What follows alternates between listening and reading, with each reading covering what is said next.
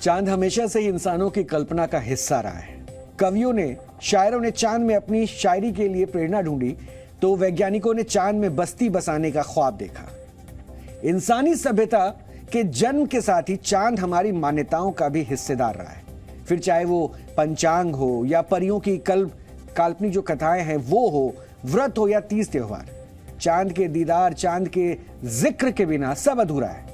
लेकिन अगर हम आपसे कहें कि ये कल्पनाएं, ये कहानियां और वो ख्वाब सब सच होने वाला है, तो आप क्या कहेंगे? जी हां, कम से कम नासा तो यही कह रही है। नासा सच में चांद के पार जाने का पूरा प्लान तैयार कर चुकी है, और वो भी इस दशक के खत्म होने से पहले। और इसलिए आज आपको चांद पर हमारा ये विश्लेषण जरूर देखना चाहिए, क्योंकि ये हमारे और आपके ही नहीं, इंसानों के सदियों पुराने सपनों से जुड़ी हुई है। लेकिन इससे पहले हम आपको एक बेहद खास तस्वीर दिखाना चाहते हैं। यह तस्वीर 20 जुलाई वर्ष 1969 की है। ये वो पल था जब इंसान ने पहली बार चांद पर कदम रखा था, और ये कामयाबी हासिल की थी नील आर्मस्ट्रांग ने। एक खास लम्हा था, और तब उन्होंने जो वाक्य कहा था वो इतिहास बन चुका है। उन्होंने कहा था, चांद पर मेरा ये छोटा सा कदम पूरी मानवता के लिए बहुत बड़ी छलांग है। एक बार सुनिए।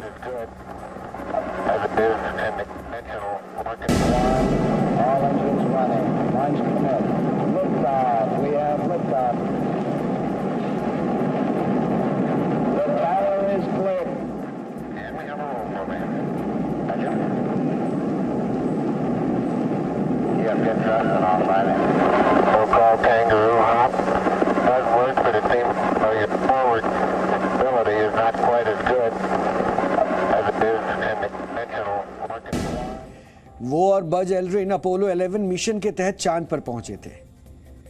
इसके बाद अपोलो के 10 मिशन और हुए, और इन 11 मिशन में कुल 33 एस्ट्रोनॉट अंतरिक्ष पहुंचे थे। इसमें से 24 ने चांद का चक्कर लगाया, जबकि सिर्फ 12 अंतरिक्ष यात्री चांद पर कदम रख पाए। इन 12 लोगों ने पूरी इंसानियत के प्रतिनिधि के तौर पर चांद पर चहलकदमी की थी, और आज करीब 50 वर्ष बाद इंसान एक बार फिर चांद के बेहद करीब है। नासा के ओरायन लूनर स्पेसक्राफ्ट प्रोजेक्ट के हेड हावर्ड हू ने दावा किया है कि वर्ष 2030 के खत्म होते होते इंसान चांद पर बस चुका होगा, यानी सिर्फ 8 साल बाद इंसान चांद पर रहने लगेगा। यह बहुत बड़ा ऐलान है, और इसकी प्रतीक्षा न जाने कब से की जा रही थी। हम नासा का पूरा मिशन चांद डिकोड करेंगे, लेकिन इससे पहले आपको बताते हैं कि हावर्ड हू ने इस इंटरव्यू में क्या कहा है। बिल्कुल, इस दशक के अंत तक चांद पर लोग एक निश्चित वक्त के लिए रहना शुरू कर देंगे। ये हावर्ड हू ने जो स्टेटमेंट दिया है वो मैं आपको बता रहा हूं। उन्होंने ये कहा है कि ये निर्भर करता है कि चांद पर ज्यादा से ज्यादा कितने वक्त तक रहा जा सकता है, लेकिन लोग रहेंगे, ये दावा वहां पे कर रहे हैं।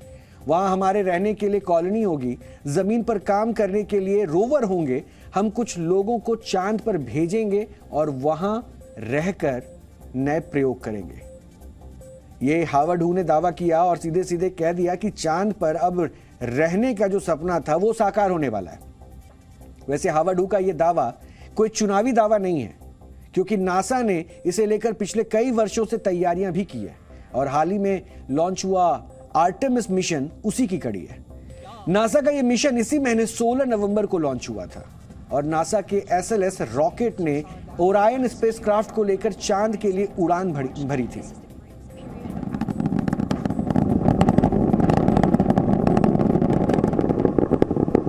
The next major milestone will be for the solid rocket boosters to cut off and jettison about 2 minutes and 11 seconds into the flight, so about 30 seconds from now. Again, quiet here in Mission Control Houston as teams... We rise together back to the moon and beyond.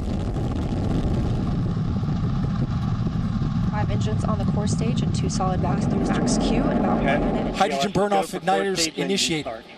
7, 6, 5. Core stage engine start.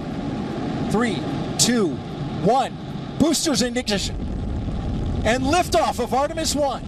We rise together back to the moon and beyond.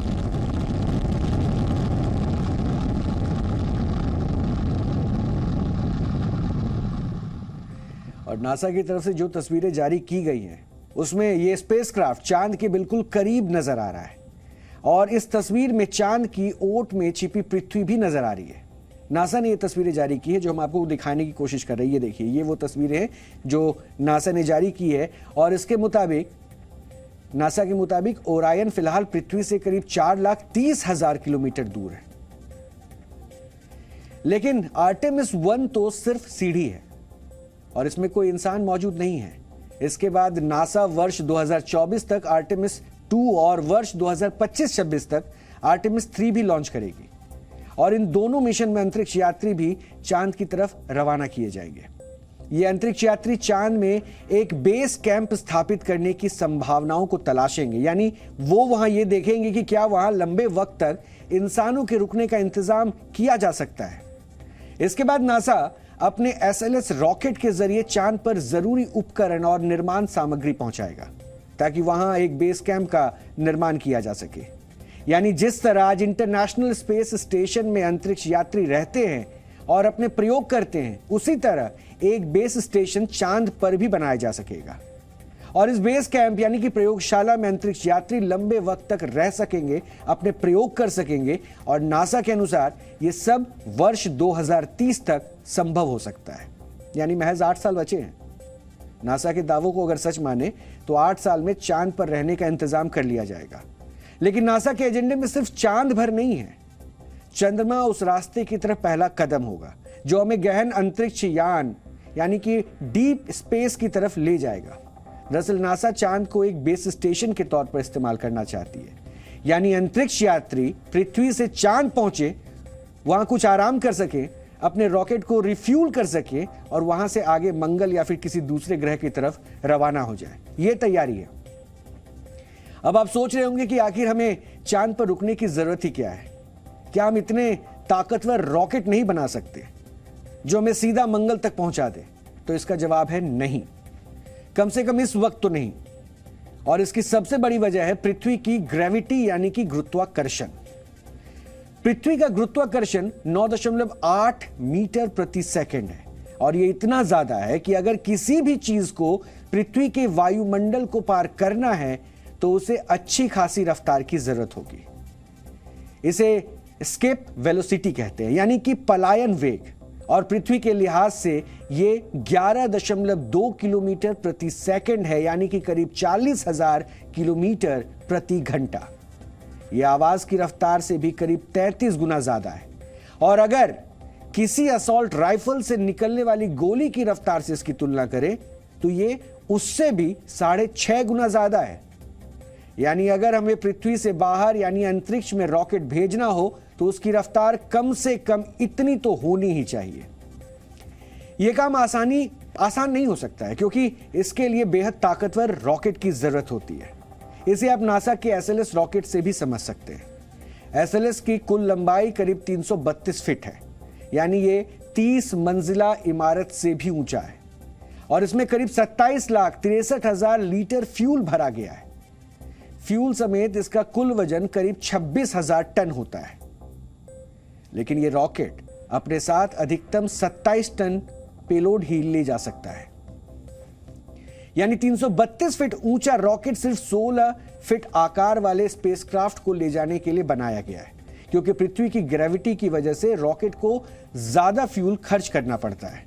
लेकिन अगर यही काम चांद से किया जाए तो यह काफी आसान हो जाएगा, क्योंकि चंद्रमा की ग्रेविटी पृथ्वी की तुलना में करीब उसके 6ठे हिस्से के बराबर है और इस लिहाज से चंद्रमा के लिए एस्केप वेलोसिटी सिर्फ 8,532 किलोमीटर प्रति घंटा ही होगी, यानी पृथ्वी से 5 गुना कम। यानी अगर चांद से कोई रॉकेट लॉन्च किया जाए तो वो कम फ्यूल में ज्यादा दूरी तय कर सकेगा और नासा का प्लान भी यही है। लेकिन इसके लिए चांद में इसके लिए इतने संसाधन भी जुटाने पड़ेंगे, वहां वैज्ञानिक, इंजीनियर्स और कर्मचारियों की जरूरत होगी। उनके रहने के लिए जगह चाहिए, उनके खाने पीने का इंतजाम करना होगा, उनके लिए ऑक्सीजन का इंतजाम करना होगा ताकि वो सांस ले सके और ये काम आसान तो बिल्कुल नहीं है। लेकिन नासा का दावा है कि वो वर्ष 2030 तक ये कर दिखाएगी।